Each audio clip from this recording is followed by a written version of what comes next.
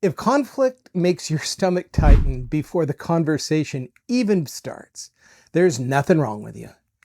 There is something important going on in your brain. I hear this from leaders all the time.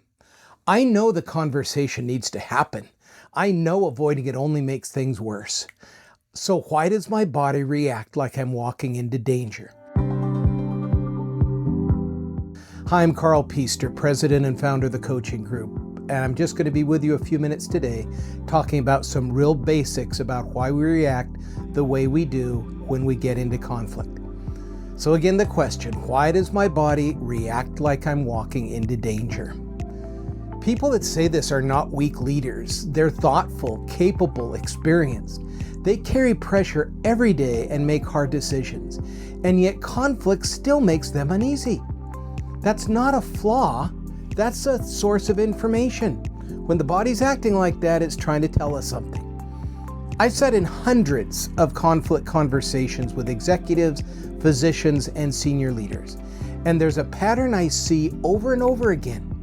Most leaders think they're nervous because they don't like conflict. That's not it. They're nervous because their body doesn't trust the process. This isn't about not being able to handle people. It's about walking into something that feels unpredictable. Let me slow this down and let me say that phrase again. It's about walking into something that feels unpredictable. Now, first, most leaders walk into conflict without a clear structure. No clear purpose, no clear boundaries, no clear definition of what done looks like. Harvard Project on Negotiation notes that under preparation is one of the key trip points for successful conflict resolution. Those that nail conflict have prepared left and right 1,000 times over. Now, when you're going into an unprepared setting, your nervous system doesn't like that. It reads it as risk, and risk and the brain don't go hand in hand. Second, many leaders were rewarded earlier in their careers for keeping things smooth. Be agreeable, be flexible, don't rock the boat.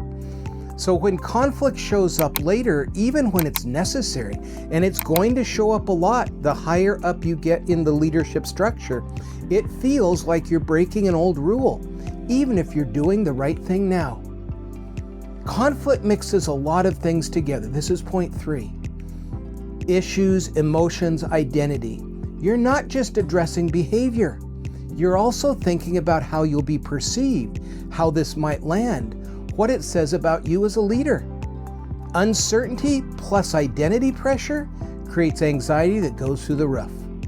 So if you find yourself thinking, why do I feel nervous even when I know I'm right? It's because confidence doesn't come from being certain about the facts. It comes from being clear about the process, what steps you need to go through to successfully navigate a conflict situation. And here's a simple mind shift that helps. Before your next difficult conversation, don't rehearse what you're going to say. Instead, write down the answer to one question. What is this conversation for? Not what you want them to do, not what you want them to admit, not what blame you want them to assume. Simply, what is the purpose? And sometimes just listening to understand the other person is really important. Add to that clarity, alignment, accountability, resetting expectations. When the purpose is clear, your nervous system settles down. And when you're settled, the conversation goes much better. This video is part of a larger series on conflict at the worksite because conflict isn't a personality flaw. Having a conflict doesn't mean anyone's bad.